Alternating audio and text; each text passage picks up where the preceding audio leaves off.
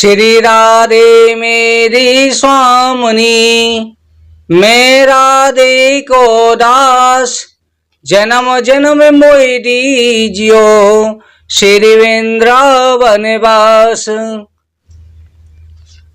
श्री सूत जी महाराज कहते हैं कि ऋषिवरों, एक समय नारद जी ने ब्रह्मा जी से प्रश्न किया था और सुखदेव जी महाराज से राजा परीक्षित ने प्रश्न किया कि भगवान कृपा करके भगवान के स्वरूपों का वर्णन कीजिए। तब ब्रह्मा जी ने कहा, हे नारद, विराट पुरुष ने भगवान ने 24 अवतार धारण किए हैं। कल्प कल्प लगे ही अवतारा, भगवान के प्रत्येक कल्प में अवतार होते हैं, परंतु उस समय पर भगवान के 24 अवतार हुए। इस जो कल्प में उनमें सबसे पहले 12 अवतार, जिसमें पृथ्वी का उद्धार किया, हिरण्यकश्यप का हरणाक्ष का वध किया, आकुति का दूसरा अवतार आकुति के पुत्र से योग होकर के संसार की पीड़ा का हरण करके मनमंत्र का पालन किया। तीसरा कर्दम के पुत्र भगवान कपिल होकर के सांख्य उपदेश के द्वारा माता देवहूति का उद्धार किया। चौथा अवतार अत्रि के पुत्र दत्तात्रेय होकर के हे वर्षी नरेशों को उपदेश दिया। पांचवा अवतार सनक सनातन सनत कुमार चारों भाइयों का रूप धारण किया। छठे अवतार में नारायण का रूप धारण करके तप के प्रभाव से कामादि का दमन किया। इसके बाद में सातवां हरि अवतार लेकर के ध्रुव की तपस्या रीच करके उसे ध्रुवलोक दिया और हरि अवतार में गज की भी रक्षा करी।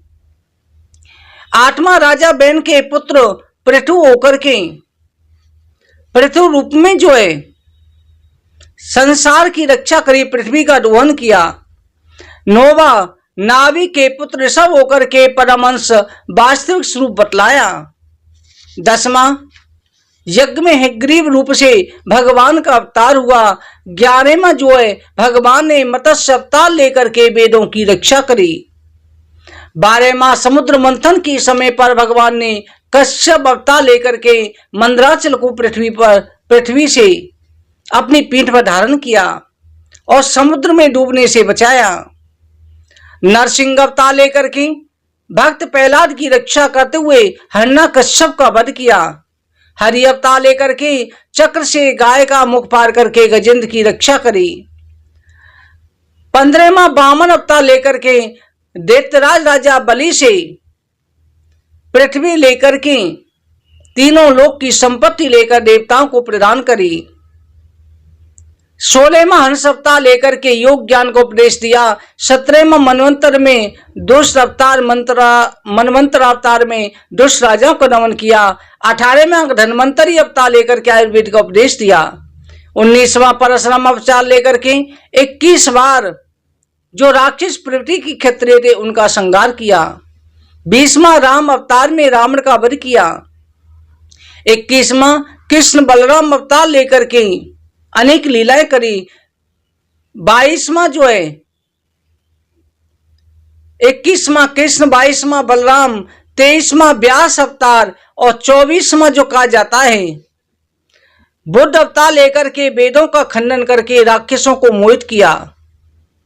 और 24वें अवतार में अगला अवतार जो है कल्कि का भी होगा, जो इसी 24 के अंदर ही आता है, जिसमें बुद्ध अवतार को हटा दिया जाता है। क्योंकि बुद्ध अवतार की पूजा इसलिए नहीं की गई, उन्होंने वेदों का खंडन इसलिए किया था कि जो राक्षस थे वो वेद प्रवृत्ति पर चलने लग गए थे, उनको जो है उनके द्वारा वेद मंत्रों को निषिद्ध करवाया। क्योंकि राक्षस जो तामसी प्रवृत्ति से पूजा कर रहे थे और जिसमें देवताओं के मान कार्यों की देव पक्ष की हानि हो रही थी। इस तरह से भगवान ने अवतार लिया। राजा परीक्षित ने पूछा, भगवान ब्राह्मणा चोदतो ब्रह्मन् गुणक्षाणे गुणश्च चः यस्मै यस्मै यथा प्रायः नारदो देवदर्शनः। प्रभु, आपने समय समय पर अवतार का भगवान की लीलाओं का वर्णन किया है। भगवान की जो लीलाएं हैं, उपदेश है, भगवत चैत्र है, ये वासना रूपी मल को नष्ट करने वाला है। ये वासना रहित पुरुष के भगवान के चरणों में ले जाना चाहता है। लोग वासना में पड़े हुए हैं, संसार में भ्रमित हो रहे हैं। ऐसे व्यक्तियों को परमात्मा की प्राप्ति कराने का श्रेय साधन है। भगवान कृपा करके ईश्वर के अवयवों का, लोक के ईश्वर के अवयवों की कल्पना कैसे होती है? काल एक ही है, भूत भविष्य वर्तमान में कैसे विभाग हुआ? मनुष्य पिता देवताओं की आयु का प्रमाण क्या है? कर्मों से प्राप्त कौन कौन से कितने स्थान हैं? भूमि पाताल आदि की उत्पत्ति कैसे हुई? युग कितने हैं? बंध क्या है? मोक्ष क्या है? बंधन मोक्ष क्या है? इनका कृपा करके समाधान करें। मैं बंधन और मोक्ष के बारे में भी जानना चाहता हूं। भगवान ने किस प्रकार से संसार की सृष्टि की रचना करी? प्राय भागवतम नाम पुराणम ब्रह्म संहितम ब्रह्मणे वगता प्रोक्तम ब्रह्म कल्पोपागते। सुखदेव जी कहते हैं कि हे राजन, देह आदि से व्यक्त जीव का देह संबंध अविद्या से होता है। वास्तव में जो अविद्या में ग्रसित है उसी को देह का बंधन होता है। ज्ञानी कभी भी देह के बंधन में नहीं फंसते, उसी को बंधन कहा जाता है। जो भगवान की शरण ले ले उसे मोक्ष कहा जाता है। सब प्रथम जो है, भगवान ने एक हूं हम बहुत श्यामा, मैं एक हूं अब बहुत होना चाहता हूं, इसी अनुसार भगवान ने संसार की सृष्टि करी। भगवान ने सर्वप्रथम अपने नाभि से कमल उत्पन्न किया, कमल से ब्रह्मा जी उत्पन्न हुए। ब्रह्मा जी ने कमल की नाभि के सारे ढूंढना चाहा कि नीचे कौन है, परंतु 600 वर्षों तक नाभि का उस कमल की नाली का छोड़ नहीं पाए। आकर के अपने स्थान पर कमल पर बैठ गए।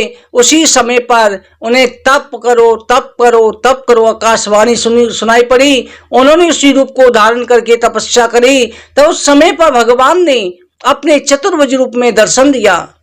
ब्रह्मा जी ने स्तुति करी, तब भगवान ने जो ब्रह्मा जी को 4 श्लोक की भागवत सुनाई थी। यही भागवत ब्रह्मा जी ने नारद जी को सुनाई। इस 4 श्लोक की भागवत का पाठ करने से 18,000 श्लोक की भागवत का पाठ करने का फल प्राप्त होता है। अयमे वासे में वाग्रे नान्यद यत् सदपरम पश्चादम यदेतस्य युवशिष्येषोऽस्मं ऋतेयेथा प्रतीयेता न प्रतीयेचात्मनि तरिद्यादात्मनो मायां यथा वासो यथा तमः यथा मान्ति भूतानि भूते च वचे सुनुः प्रविष्टानि प्रविष्टानि तथा तेषु न तेष्वम् एतावदेव जिज्ञासं तत्तु जिज्ञासनात्मनः अनिव्यक्तिरेकाभ्यां यत्र सर्वत्र सर्वदा। भगवान कहते हैं, सृष्टि के आदि में मैं ही था। सत असत स्थूल सूक्ष्म कारण प्रकृति नहीं थी। सृष्टि के पश्चात भी मैं ही हूँ। ये विश्व जो दृष्टि गोचर हो रहा है वो भी मैं ही हूँ। प्रलय में जो शेष रहता है वो भी मैं हूं। ये ब्रह्म का स्वरूप कहा गया है। आत्मा में असत कृतास्थ दुखित की जो प्रतीति होती है, सत आनंद की जो प्रतीति नहीं होती, वो मेरी माया है। जैसे आकाश में 2 चंद्रों के ना रहने पर भी चंद्रों की जल में अलग अलग गणों में प्रतीत होती है, वो सब मेरी माया है। ये संसार में सब कुछ है, सब कुछ मैं हूं। इस प्रकार से उपदेश देकर भगवान का ध्यान हो गई। ब्रह्मा जी ने उसी चतुर्श्लोकी भागवत के द्वारा शक्ति प्राप्त करी, संसार की सृष्टि करी। इसी चतुर्श्लोकी भागवत को ब्रह्मा जी ने नारद जी को दिया, नारद जी ने व्यास जी को दिया। व्यास जी ने 4 श्लोक से 18,000 श्लोक बना करके सुखदेव जी को सुनाया।